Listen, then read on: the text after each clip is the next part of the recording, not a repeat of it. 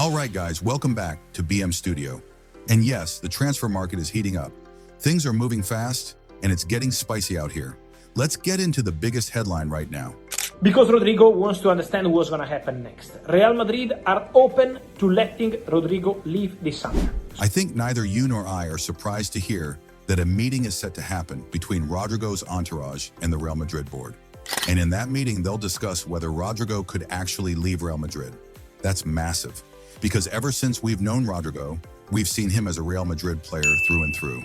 He's been a vital part of the team. But now the question is, will his departure be a major loss for Madrid?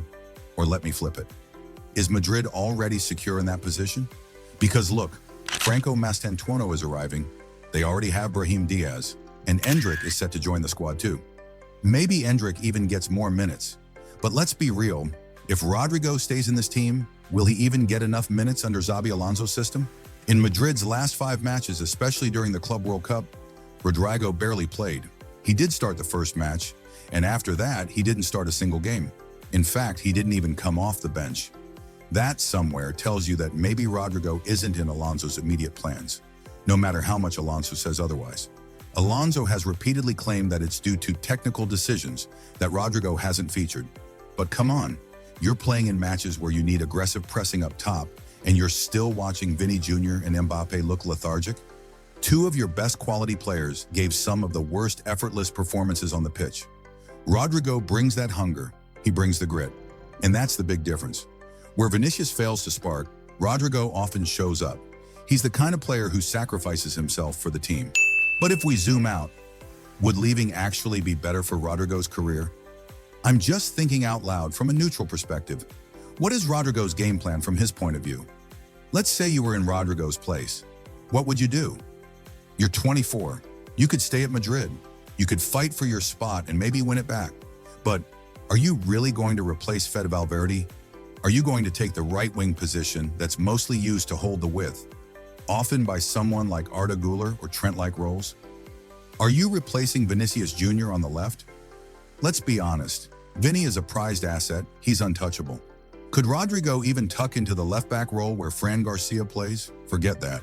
Madrid already signed Alvaro Carreras' cover there. Look, the season is long, yes. There will be games where first-team players are unavailable, so having bench depth is important. But Rodrygo is not bench quality, and everyone knows it. Rodrygo knows it. Madrid fans know it. Even the management knows it. This guy's a starter in most top teams in world football. He'd walk into the Bayern Munich lineup. He'd start at Manchester City, arguably. He'd definitely start at Arsenal. He'd probably even start at Barcelona. Yes, on the left wing, I'd say Rodrygo starts. But here's where things get tricky. Just saying he should leave isn't enough. The club needs to agree on a price. Now currently, Rodrygo's market value is over 90 million euros, and he has a long contract with Real Madrid. So recent reports suggest Madrid would demand upwards of 90 million euros to even think of letting him go. Now think about this. A player who's become surplus to your team, you either keep him or sell him for 90 million euros. That's insane. Madrid knows how to negotiate.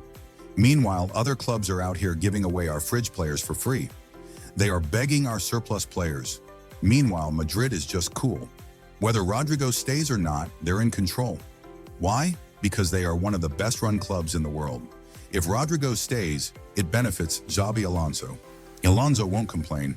A dynamic, versatile player like Rodrygo, you can play him on the right, on the left. But from Madrid's perspective, are they making a mistake letting this profile go? Because on his day, Rodrygo can perform better than Vinicius Jr. He can play multiple positions. We've seen Vinny play on the right. Oh man, never again. Please, I never want to see that again. But Rodrygo, he can play there.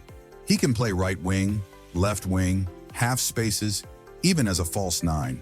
So will Madrid regret losing this profile later on? Probably. Right now, I know a lot of Madrid fans watching this are thinking, bro, you're a hater. You want Rodrygo gone. But that's not how things work. Now it's possible Rodrygo sits down, has talks, and maybe he convinces the staff. Look, I'm staying. I'm okay with this sacrificial role. Maybe he suppresses his ambition and says, fine, I won't be a regular starter. I'm cool coming off the bench. I'll take my half and half appearances. Cool, that's fair, because that's been Rodrygo's profile in the past. But remember, in the last year or two, Rodrygo's grown. He was playing regularly on the right wing. So now let's see what decision Madrid makes. Anyway, you tell me, what do you think is the best move for Rodrygo? From Rodrygo's perspective, what's best for him? From Madrid's perspective, what's the smartest move? Look, and it wouldn't be that bad if Rodrygo is sold and Madrid makes 90 million euros or even 80 million euros. That would be a solid deal. They could sign a younger backup. They already have Mastantuono coming in, a kid who can play right wing. And who knows, maybe this kid explodes. Maybe he becomes even bigger than Rodrygo. Could happen, the kid's got potential.